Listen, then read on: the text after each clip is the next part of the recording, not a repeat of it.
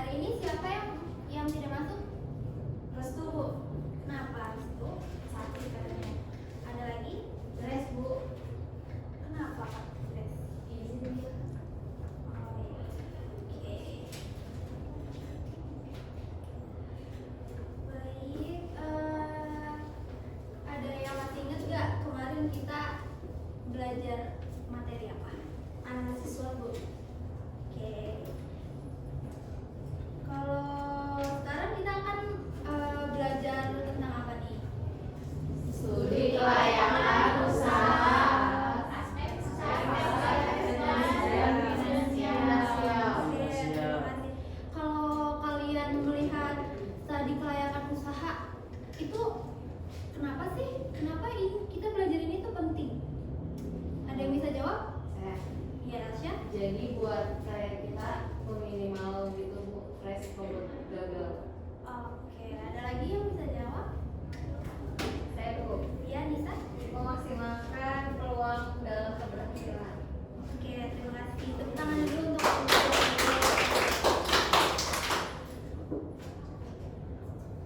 betul ya. Jadi, studi kelayakan usaha adalah suatu kegiatan untuk meneliti secara mendalam tentang layak atau tidaknya suatu gagasan usaha atau proyek yang dilaksanakan. Studi ini mencakup berbagai aspek yang saling berkaitan untuk memberikan gambaran komprehensif mengenai potensi keberhasilan dan resiko yang mungkin dihadapi. Oke, di sini ada manfaatnya. Coba bisa dibacakan dia. Oke, manfaat studi kelayakan usaha. Yang pertama itu ada mengurangi resiko kerugian. Yang kedua, memaksimalkan peluang keberhasilan. Yang ketiga, dasar pengambilan keputusan. Yang keempat, syarat pengajuan pinjaman atau investasi. Dan yang terakhir ada pedoman pelaksanaan usaha. Jadi yang dimaksud dari mengurangi resiko kerugian itu dengan kita menganalisis dengan cermat, kita akan tahu potensi masalah yang kita dapat meminimalisirnya. Dan untuk memaksimalkan peluang keberhasilan, kita bisa dapat kekuatan dan tahu peluangnya apa untuk dimanfaatkan. Dan dasar pengambilan keputusan itu untuk memberikan data dan informasi yang objektif untuk memutuskan apakah usaha ini layak atau tidak. Yang keempat, syarat pengajuan pinjaman dan investasi. Nah, ini kalau bank itu kan pasti kayak mensyaratkan studi kelayakan itu untuk yang pengajuan pinjaman ini untuk mempertimbangkan apakah usaha ini layak atau enggak dapat pinjaman gitu. Dan yang terakhir itu hasil tadi dapat menjadi panduan dalam perencanaan dan operasional usaha. Selanjutnya itu kita akan membahas tentang aspek-aspeknya. Jadi di dalam aspek-aspek studi kelayakan usaha ini ada 3. Apa aja? Coba bisa disebutkan, Elsya? Aspek pasar, terus aspek lokasi ya, sama aspek finansial. Oke, terima kasih. Nah, ini ada aspek pasar. Siapa yang mau baca? Ira? Aspek pasar. Aspek ini menganalisis potensi pasar untuk produk atau jasa yang akan ditawarkan. Tujuannya adalah untuk memastikan apakah ada cukup permintaan dan bagaimana cara menjangkau konsumen. Elemen kunci meliputi identifikasi kebutuhan konsumen, ukuran dan potensi pertumbuhan pasar, segmentasi, target dan posisi pasar, analisis pesaing dan strategi pemasaran. 4P juga sangat penting. Nah, ini ada istilah 4P. Ada yang tahu 4P apa?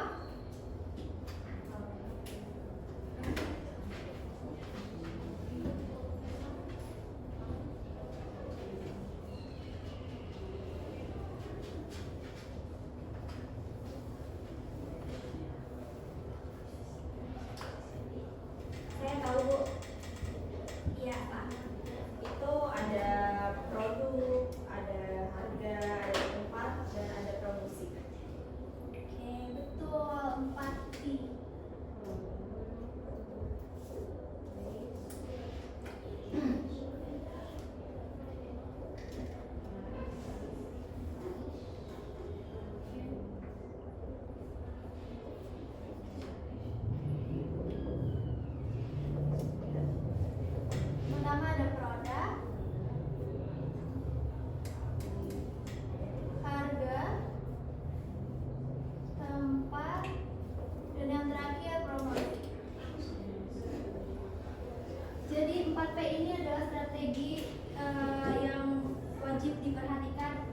di aspek pasar untuk melihat kelayakan usaha, apakah usaha itu layak atau tidak.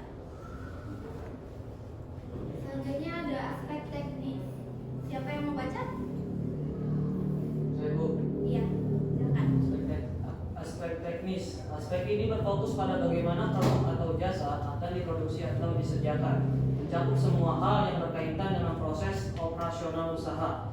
Elemen kunci meliputi lokasi usaha, skala produksi, proses operasional, peralatan dan mesin, bahan baku dan pemasok, tata letak fasilitas, tenaga kerja, dan manajemen persediaan. Baik, terima kasih. Jadi di aspek teknis ini kita akan menganalisis nih untuk usaha ini nih kita perlu peralatan apa saja, terus proses operasionalnya itu gimana, bahan bakunya juga gitu. Selanjutnya ada aspek finansial. Siapa yang akan baca? Anissa? Iya. Aspek finansial. Aspek ini adalah jantung dari studi kelayakan karena mengukur kelayakan usaha dari sudut pandang moneter. Ini melibatkan proyeksi pendapatan, biaya, dan profitabilitas. Elemen kunci meliputi kebutuhan investasi awal, sumber pendanaan, proyeksi penjualan dan biaya, proyeksi laba rugi dan arus kas, serta penilaian investasi. Payback period, NPV, IRR, PIBEP. Analisis sensitivitas juga penting. Oke, terima kasih. Selanjutnya ada diskusi. Jadi sekarang Ibu akan bagi 3 kelompok karena di sini siswanya ada 9. Jadi masing-masing kelompok ada 3 orang. Kita bagi kelompoknya dulu secara berhitung ya. Dari dulu 1, 2, Kadia, dia 3, 1, 2, 3, 1, 2, 3. Oke. Sekarang duduk secara kelompok.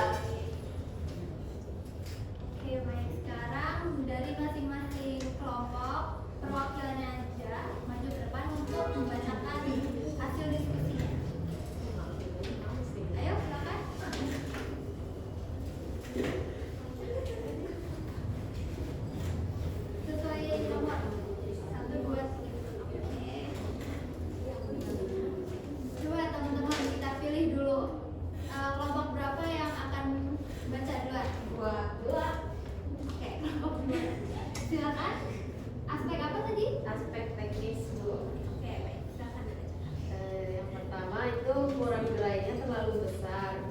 Nah, biaya operasional seperti listriknya, AC, kebersihan untuk gerai hypermarketnya itu yang dua sangat tinggi, jadi tidak sebanding dengan adanya penurunan jumlah pengunjung. Yang kedua, itu kurang efisien di rantai pasokannya, jadi pengelolaan stok dan logistiknya yang tidak optimal menyebabkan biaya tinggi dan potensi kerugian dari barang kadaluarsa. Oke, baik, terima kasih. Selanjutnya kita akan kelompok berapa yang akan membacakan? Tiga. Tiga. Oke. Yang tiga yaitu aspek finansial. Yang pertama itu kerugian berkelanjutan, di mana di bawah PT Hero Supermarket Tbk mencatatkan kerugian bersih secara terus-menerus selama beberapa tahun sebelum penutupan. Yang kedua ada penurunan pendapatan, anjloknya jumlah pengunjung dan penutupan gerai menyebabkan pendapatan perusahaan menurun drastis. Selanjutnya yang terakhir nomor 1. Yang selanjutnya nomor 1 ini aspek pasar. Di sini ada 3 poin. Yang pertama, perubahan pola belanja konsumen. Di sini konsumen beralih ke minimarket karena lebih praktis dan dekat, serta ke platform belanja online e-commerce yang menawarkan kenyamanan formal. Yang kedua, persaingan ketat. Maraknya minimarket dan pemain retail besar lainnya. Yang ketiga, daya beli menurun. Pada pandemi COVID-19 mempengaruhi situasi dengan pembatasan mobilitas. Terima kasih. Oke, beri tepuk tangan semuanya. Silakan kembali.